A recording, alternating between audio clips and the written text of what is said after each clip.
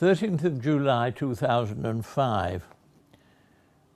What captures the imagination about the four bombers is that when they split up at King's Cross only minutes before they knew they would be dead, they were, according to the tapes, chatting and joking as if on holiday.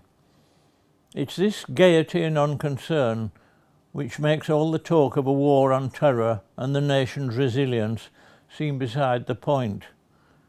It's Thomas More joking on the scaffold, except that More wasn't taking anyone else with him. How can mere self-preservation prevail against such unconcern?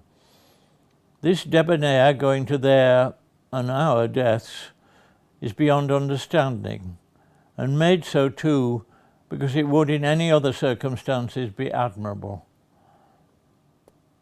Blair addresses the House of Commons where there is not a dissentient voice, and thus it is inevitably described as the Commons at its best.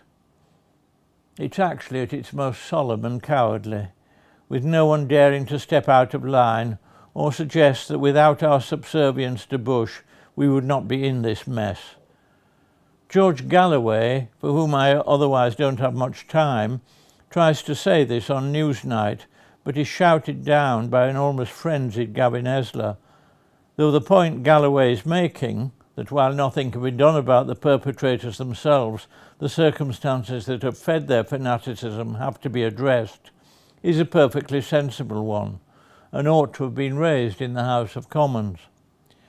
Instead, MPs are far too busy rising to the occasion, which for Blair is, let's pretend it's the Blitz and bags me be Churchill.